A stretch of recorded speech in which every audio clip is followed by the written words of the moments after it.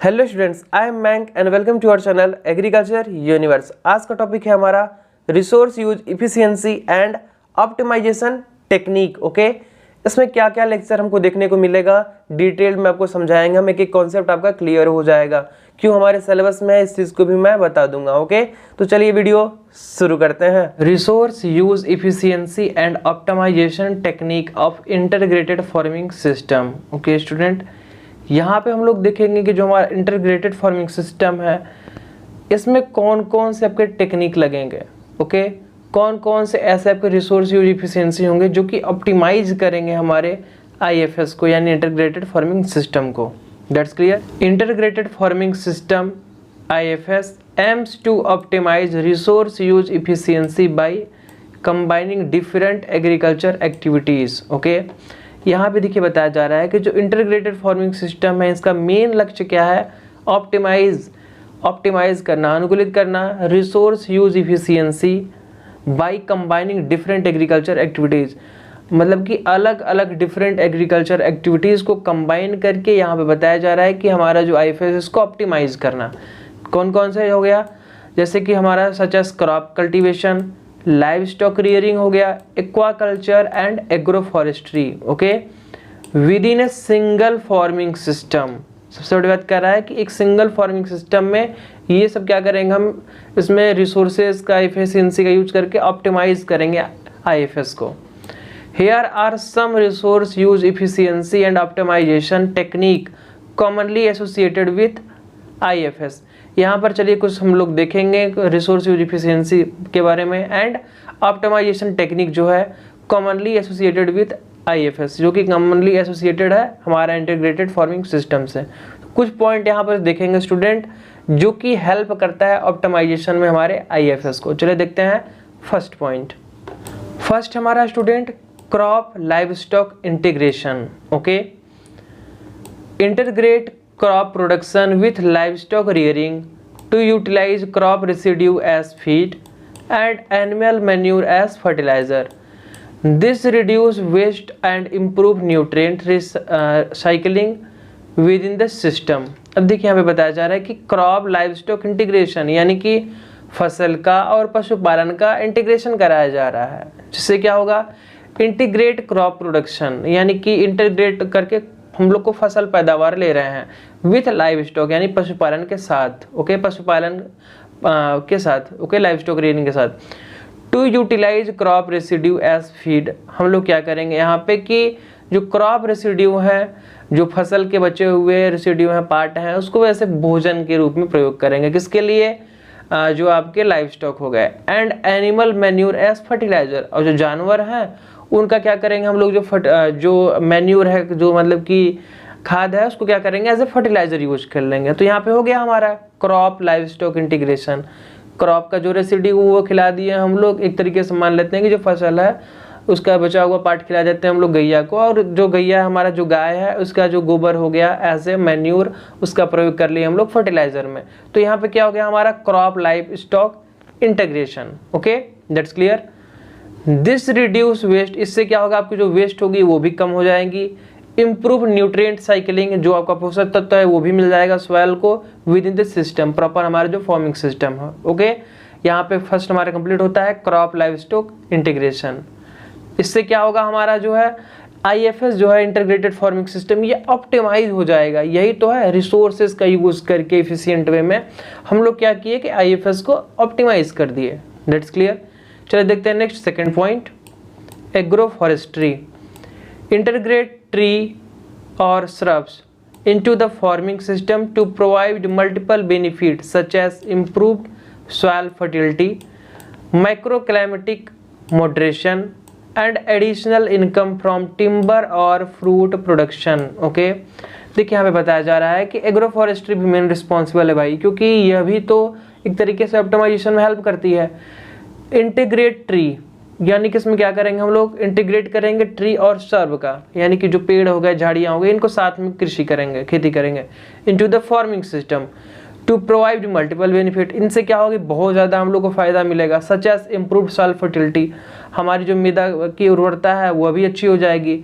Micro climatic moderation भी हो जाएगा, ओके। एंड एडिशनल इनकम, हमको इनकम भी वहाँ पे मिल जाएगा फ्रॉम टिम्बर और फ्रूट प्रोडक्शन से, टिम्बर से भी और फ्रूट प्रोडक्शन से भी। सेकेंड हमारा क्लियर होता है एग्रो फॉरेस्ट्री। होप आपको ये अच्छे समझ में आ गया होगा। इसमें हम लोग इंटीग्रेट कराएंगे सब का और ट्री का, जिससे कि एक प्रॉपर हम लोग को इससे मल्टीपल बेनिफिट मिलेंगे। सॉइल फर्टिलिटी भी आपकी इंप्रूव होगी और आपको इनकम भी जनरेट होगा। That's clear. चलिए देखते हैं नेक्स्ट थर्ड पॉइंट। थर्ड है हमारा student nutrient cycling, okay. Implement practices like composting, vermi composting and bio fertilizer application to recycle, okay, nutrients within the system, reducing external input like chemical fertilizer। अब देखिए यहाँ पे nutrient cycling में क्या कह रहे हैं कि इम्प्लीमेंट प्रैक्टिसेस, कुछ प्रैक्टिसेस को हम इम्प्लीमेंट करेंगे, लाइक कंपोस्टिंग हो गया, वर्मी कंपोस्टिंग हो गया एंड बायो फर्टिलाइजर हो गए, एप्लीकेशन टू रिसाइकल न्यूट्रिएंट, जो कि रिसाइकल करेंगे nutrients, okay, with in the system, हमारे सिस्टम में, यानी कि हमारे फार्मिंग में। रिड्यूसिंग एक्सटर्नल इनपुट, और जो हम लोग बाहर से एक्सटर्नल इनपुट लगाते हैं, सिंथेटिक फर्टिलाइजर वगैरह डालते हैं, उसको क्या करेंगे, ये रिड्यूस कर देंगे, लाइक ए केमिकल फर्टिलाइजर। वही बता रहे हैं ना, जो केमिकल फर्टिलाइजर वगैरह आप प्रयोग करेंगे उसको क्या करेंगे, रिड्यूस कर देंगे। अगर हम अपने खेत में कंपोस्टिंग कर दिए, वर्मी कंपोस्टिंग कर दिए, बायो फर्टिलाइजर का प्रयोग कर रहे हैं, तो भाई एक्स्ट्रा हमें फर्टिलाइजर की क्या हो सकता है, क्यों देंगे हम खाद यूरिया, कुछ देना पड़ेगा, नहीं देना पड़ेगा। मतलब कि वहाँ पे रिड्यूस, अगर देना भी पड़ेगा तो एक मिनिमम अमाउंट में देना पड़ेगा, क्योंकि पहले से हम कंपोस्टिंग वर्मी कंपोस्टिंग करा दिए हैं, जिसकी वजह से वहाँ पे पोषक तत्व तो हो जाएंगे। That's clear. चलो देखते हैं next fourth point, water management, okay. Employ efficient irrigation technique such as drip irrigation, mulching and rainwater harvesting to optimize water use and reduce water wastage। अब देखिए चौथा आपका दिया हुआ है कि वाटर मैनेजमेंट भी जरूरी है। ये आप किसके अंदर पढ़ रहे हैं, ये पढ़ रहे हैं आप IFS को कैसे ऑप्टिमाइज करना है, ओके, कैसे ऑप्टिमाइज करना है इंटीग्रेटेड फार्मिंग सिस्टम को। तो यहाँ पे हम लोग एक पॉइंट से यहाँ पे निकल के आ रहा है वाटर मैनेजमेंट। ये क्या है भाई, यानी कि जल प्रबंधन। ये क्या है, एम्प्लॉय इफिशिएंट इरिगेशन। इसमें हम लोग क्या करेंगे, पर्याप्त इरिगेशन सिंचाई करेंगे, टेक्निक का इस्तेमाल करेंगे, सच एज ड्रिप इरिगेशन हो गया, जो कि आपका डायरेक्ट रूट कॉन्टेक्ट तक वाटर पहुंचाया जाता है, जिसमें वाटर वेस्टेज बहुत रेयर होता है, ओके। मल्चिंग कर दिए हम लोग, कवर क्रॉप का भी इस्तेमाल कर सकते हैं, रेन वाटर हार्वेस्टिंग भी हो गया, to optimize water use, okay, जिससे आपके जो पानी है अच्छे से अनुकूलित प्रयोग, उसका यूज इस्तेमाल हो जाएगा। देखिए वाटर मैनेजमेंट मतलब क्या, पानी को सही तरीके से, पर्याप्त तरीके से पौधे तक पहुंचाना, फसल तक पहुंचाना। तो इसमें हम लोग ड्रिप इरिगेशन करेंगे, जिसमें आपको वाटर वेस्टेज नहीं होगा, डायरेक्ट रूट कॉन्टेक्ट तक पहुंच जाएगा पानी, ओके। तो ये हो गया हमारा। एंड रिड्यूस वाटर वेस्टेज, और इससे हमारा जो वाटर है, जो पानी है, उस बहुत ज़्यादा वेस्ट नहीं होगा। दैट्स क्लियर, फोर्थ आपका वाटर मैनेजमेंट। चलिए देखते हैं next fifth point. Next fifth point हमारा student crop rotation and diversification, okay. यहाँ पर हम लोग फसल चक्र भी कराएंगे एंड आपका डाइवर्सिफिकेशन भी। Rotate crop to break pest cycle, improve soil health and diversify income sources, include nitrogen fixation, crop in rotation to reduce reliance और ऑन सिंथेटिक फर्टिलाइजर, ओके। चलो इसको समझते हैं हम लोग। Rotate crop to break pest cycle. अब देखिए अगर हम लोग फसल को रोटेट कराएंगे, एक बार मोनोसिस क्रॉप लगा दिए, एक बार डाइसिस लगा दिए, एक बार आपका कोई और लगा दिए, एक बार हाइब्रिड लगा दिए, एक बार नॉर्मल लगा दिए, तो उससे क्या होगा कि जो क्रॉप रोटेशन कराएंगे हम, अगर जो हमारे पेस्ट बार बार आ जा रहे हैं पर्टिकुलर उस क्रॉप में, तो वहाँ पर वो ब्रेक हो जाएंगे, सप्रेस हो जाएंगे, ओके। यही बात कह रहा है कि rotate crop to break pest cycle, जो पेस्ट, जो कीट हैं, उनका जो साइकिल प्रॉपर आ जा रहा था वो वहाँ पे ब्रेक हो जाएगा। इम्प्रूव सॉइल हेल्थ, जो हमारी मृदा है उसकी स्वास्थ्य भी अच्छी हो जाएगी, सुधार होगी उसमें। एंड डाइवर्सिफाई इनकम सोर्सेज, और अलग अलग तरीके से हमको वहाँ पर आय होगा, मतलब जनरेट होगा, जो आय का स्रोत है वो हमारा बढ़ेगा, ओके।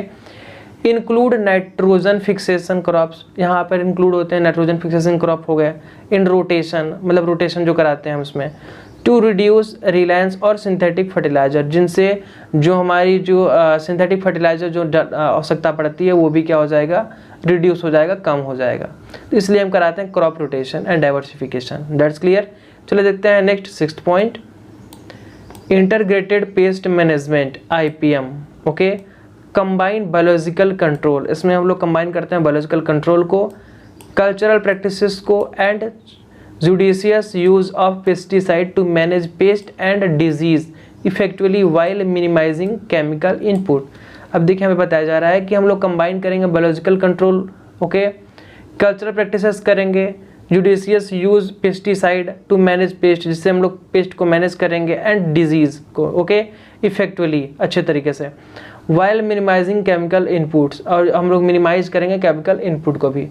IPM करेंगे अगर इंटीग्रेटेड पेस्ट मैनेजमेंट कर लिए तो उसके में होगा क्या कि बायोलॉजिकल कंट्रोल कर रहे हैं आप, कल्चरल प्रैक्टिसेस कर रहे हैं, तो उससे क्या होगा, पेस्ट को और डिजीज को मैनेज कर पाएंगे इसमें, ओके। और जो आपको बहुत ज़्यादा फर्टिलाइजर डालने की आवश्यकता पड़ती थी वो भी नहीं आप यूज़ करेंगे, यानी कि केमिकल इनपुट जो है वो भी कम हो जाएगा। That's clear. 6th पॉइंट हमारा इंटीग्रेटेड पेस्ट मैनेजमेंट। चलिए देखते हैं next 7th point. Next 7th point हमारा स्टूडेंट एनर्जी ऑप्टिमाइजेशन। ओके, यहाँ पर पढ़ेंगे हम लोग एनर्जी को कैसे ऑप्टिमाइज करेंगे। Use renewable energy sources such as solar panel और biogas digester to meet on farm energy need, reducing reliance on fossil fuel. अब देखिए हमें बताया जा रहा है कि एनर्जी को कैसे ऑप्टिमाइज करेंगे हम भाई। Use renewable energy sources, renewable energy sources को स्रोतों को इस्तेमाल करेंगे हम, सच एज सोलर पैनल हो गया, ओके, यानी कि जो बार बार हम लोग यूज कर पाएँ ऐसी एनर्जी को हम रिन्यूएबल एनर्जी बोलते हैं। और जब पेट्रोल हो गया, डीजल हो गया, ये सब क्या है आपका नॉन रिन्यूएबल एनर्जी है, okay. Such as solar panel हो गया और बायोगैस डिजास्टर हो गया, टू मीट ऑन फार्म, जो कि हमें कृषि पे आराम से मिल जाएगा। Energy need, reducing reliance on fossil fuel, और फॉसिल फ्यूल की हमें भी आवश्यकता यहाँ पे नहीं पड़ेगी, ओके, और हमारा जो इन्वायरमेंट है वो भी अच्छा रहेगा। दैट्स क्लियर, एनर्जी का ऑप्टिमाइजेशन।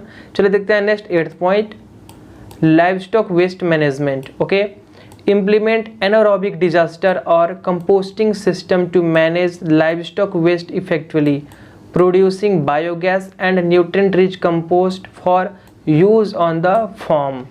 अब देखिए यहाँ पे बताया जा रहा है कि पशुपालन प्रबंधन भी हम लोग कैसे करना है, वहाँ पर आपको वेस्ट ना जाए। Okay, implement anaerobic disaster, implement करना है एनारोबिक डिजास्टर का और कंपोस्टिंग सिस्टम का टू मैनेज लाइव स्टॉक, मतलब अपने पशुपालन में हम लोग को एनारोबिक डिजास्टर का प्रयोग करना है, कंपोस्टिंग सिस्टम का प्रयोग करना है। Okay, waste effectively, producing biogas, biogas produce करना है और nutrient rich compost, okay, for use on the farm, यानी कि न्यूट्रिएंट रिच कंपोस्ट का हम लोग इस्तेमाल करेंगे अपने कृषि पे, जिससे क्या होगा कि अच्छे तरीके से हम लोग जो पशुपालन जो वेस्ट है उसको अच्छे तरीके से मैनेज कर पाएंगे अपने कृषि पे, जिससे बहुत ज़्यादा हमें एक्स्ट्रा फर्टिलाइजर वगैरह नहीं डालना पड़ेगा और अच्छे से हमारी फार्मिंग हो जाएगी। ओके, यहाँ पर लाइव स्टॉक वेस्ट मैनेजमेंट इसलिए दिया गया है कि जो लाइव स्टॉक है, जो हमारा पशुपालन है, उसके जो वेस्ट वगैरह निकल रहे हैं तो उसको हम लोग कहाँ पे मैनेज कर पाएंगे। ओके, ये हमारा क्लियर होता है 8th पॉइंट। चलिए देखते हैं next 9th point. 9th point हमारा स्टूडेंट सस्टेनेबल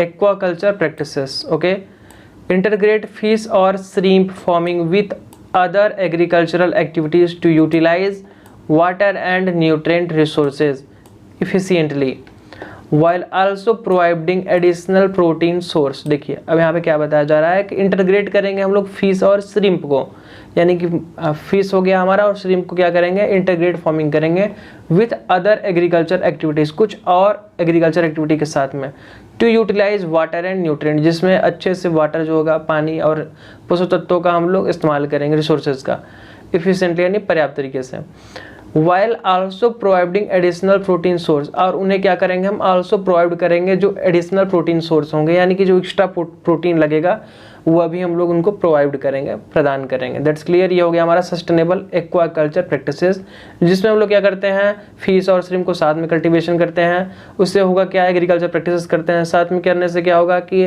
दोनों का हमें फार्मिंग अच्छे से मिलेगा, हमारा इनकम भी जनरेट होगा। एक तरीके से हम लोग ये भी समझ पा रहे हो कि नहीं, यहाँ पे इनकम जनरेशन का भी मुद्दा यहाँ पे है भाई दिया गया है। ओके, और तीसरी बात ये है कि इसमें जो भी आपके न्यूट्रिएंट रिसोर्सेज लगेंगे वह हम लोग एक्स्ट्रा इसमें प्रोवाइड कर सकते हैं, यानी कि एडिशनल प्रोटीन सोर्स भी हम लोग इसमें दे सकते हैं। तो ये हो गया हम लोग का 9th point complete, sustainable aquaculture practices.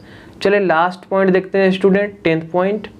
Last point हमारा student 10th, data driven decision making. Okay, use precision agriculture technique like soil testing, remote sensing and data analytic to optimise resource use, reduce waste and improve overall productivity.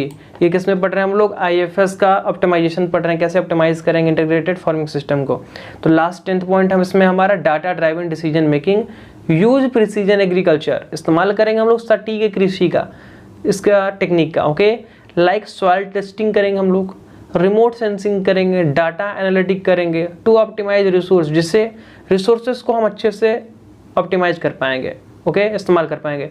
Reduce waste, जिससे आपके जो waste हैं वो भी reduce हो जाएंगे। Improve overall productivity, और जितनी भी आपकी प्रोडक्टिविटी है, उत्पादन है, पैदावार है, वह भी उसमें सुधार होगी। देखिए हम लोग बहुत अच्छे से पढ़े हुए हैं कि प्रिसीजन एग्रीकल्चर क्या होता है, रिमोट सेंसिंग करते हैं, इसमें डाटा एनालिटिक करते हैं हम लोग, वेदर फॉरकास्टिंग देखते हैं, उसके हिसाब से ड्रिप इरिगेशन करते हैं, उसके हिसाब से एक सस्टेनेबल एग्रीकल्चर करते हैं, जिसके में हमें फ़ायदा मिलता है और हमारा जो वेस्ट है वह भी बहुत कम होता है। That's clear. इस तरीके से एक अच्छा हम इफिशियंट वे में फार्मिंग कर पाते हैं, एंड ये आल्सो प्रमोट करता है हमारे इंटीग्रेटेड फार्मिंग सिस्टम को। That's clear. सो स्टूडेंट, इसी के साथ आज का वीडियो हमारा कंप्लीट होता है। बहुत मेहनत करना पड़ता है, टोटल 10th पॉइंट है, पूरा कोशिश किए कि नीचे से समझा पाएँ। अगर कहीं कोई प्रॉब्लम लगता है आपको, कहीं कोई कन्फ्यूजन लगता है किसी टॉपिक में, किसी पर्टिकुलर लाइन में, तो बता दिया करिए नहीं भैया यहाँ पे प्रोनाउंसिएशन में दिक्कत हुआ है और यहाँ पे मिसअंडरस्टैंडिंग कर दी, आप थोड़ा सा यहाँ पे गलत बता दिए, तो ये चीज़ आप बता सकते हैं बेशक भाई, क्योंकि हम भी टीचर नहीं है कि नहीं आपको जो पूरा 110 बता देंगे वही सर्वज्ञ ज्ञाते हैं, एकदम बता दिए नहीं हाँ सच है, तो ऐसा कुछ नहीं है। अगर आपको कोई कन्फ्यूजन तो आप बता दिया करिए। कमेंट है भाई, यूट्यूब इतना अच्छा प्रोवाइड किए हुए हैं, तो आप कमेंट करिए, बताइए कोई प्रॉब्लम होता है तो हम उसके हिसाब से वीडियो बनाएंगे। ठीक है, फिर मिलते हैं नेक्स्ट वीडियो में, तब तक के लिए बाय बाय, टेक केयर।